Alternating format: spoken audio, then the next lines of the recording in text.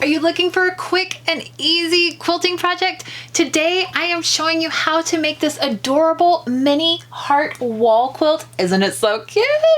And it takes in less than an hour, which is perfect for beginner project, and it is so much fun to sew. Hi there, I'm Kristen from I See Stars Quilting. If you are new to quilting or you just want a fast and satisfying project, you are in the right place. This mini heart quilt is perfect for Valentine's Day, gifting to someone special, or simply adding a little bit of love to your space. I actually got scraps from my stash for this project. So grab your fabric scraps, do the reds and the pinks, all of that. It all makes sense on Valentine's Day, okay? You could also make this any other colors that you want. I just happen to be feeling February coming on. Here's what you're going to need. You're going to need some scrap fabrics. I actually used some fat quarters that I had in my stash, but you are welcome to go dig through your scrap fabrics, find some fun mixing match colors to go through. You're gonna need some batting if you wanna turn this into an actual wall hanging quilt. You could do this just as a quilt block itself. That's pretty much it. I also used a ruler and my friction pens, but it's no fancy templates required. I also kind of ran through my scrap fabrics for the border on this, and then I used some regular white on white print to add the extras on the sides of this. Whatever is going to make this easy for you, feel free to make it your own. Step one is going to be to cut your fabrics and make sure you have everything cut. I like to do all of my cutting at once. I'm gonna go ahead and put the measurements up on the screen for the size squares that you'll need and the number of squares that you'll need. This is the finished size of my project.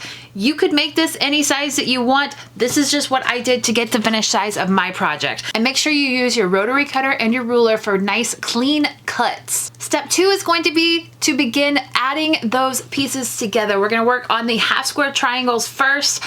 We're doing 2 at a time. You can up this and do multiple half square triangles at a time, but I'm trying to keep this simple. So if you need a tutorial on half square triangles, I have a video on that that can help you. Make sure you look at the link that is across the top of the screen for that video. The ruler that I have right here is a Quilter's Magic Wand. It's a really nice ruler. It is only 1/2 inch thick, and it has a nice line all the way down the center, okay?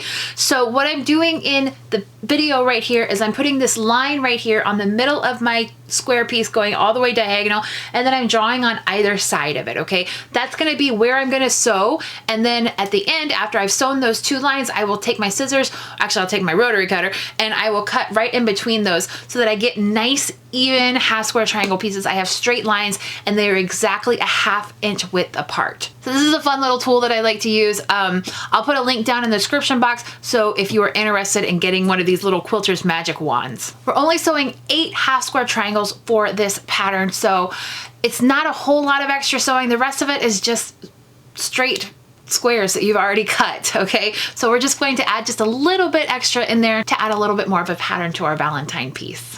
After you've got your half square triangle sewn, and then you've gone and you've taken them and you have pressed your pieces nice and square, it's time to lay out your fabric. I like to lay them out on my design wall so it makes it really nice and easy to see the overall pattern and make sure that you don't have any of the pieces upside down or crooked or sideways or turned the wrong way. The easiest method to keep them that way and get them sewn together is to chain piece them. I have an entire video on chain piecing, but it keeps things nice and organized while you're sewing. What I'm doing right here is I'm taking the pieces down in order of rows, or columns rather, so that they stay organized and I don't get anything turned sideways. One thing that is important in the chain piecing method, which really helps get that overall polished look for your quilts, is to nest your seams. Learning how to do that is something that actually really helped me improve my quilting skills and made things easier for me as a quilter, because I liked the result that I got when all of those corners meet up nice and tight, the way that I had envisioned them in my head, right? I like seeing that. So learning how to nest your seams, learning how to do the chain piecing, those are like core quilter skills that will really help you improve when you're in the beginning stages of just learning how to sew things together. Now this block is super cute on its own. I love the way that it looks, but I had to take it one step further and add a little heart in the middle, which I only appliqued that, okay? let's keep it easy. I appliqued that heart. I also thought it might be cute, you know, when I do and go turn this into a quilt, to add a little bit of stuffing in there, just some fiber fill to kind of make it a little bit more 3D. I just straight sewed the edges down with my machine to make it nice and simple. And you know, this is gonna be a wall quilt, so I don't expect it to be getting a lot of wear and tear and a whole lot of washing, but I think that adding this extra fabric in here that I had a little scrap of right here from this previous project makes it nice and cute and turns it into something that's very sweet. And I kind of framed out this little typewriter here to make it really cute. And then the other little upticks that I had to do for this is I wanted it to be a little bit chunkier, and I didn't want to do multiples of these blocks. So I added borders around the outside of this, and then I went ahead and I squared off the corners. Isn't it amazing how something so simple can turn out to be so beautiful? Now, this right here is my finished piece. It's hanging in the entryway of our home so that we can get a little bit of extra festive love for the month of February. I hope that this project inspired you to get creative today. If you try it, let me know. I would love to see your mini quilts. If you have any questions on this project, make sure you leave those down in the comments below as well.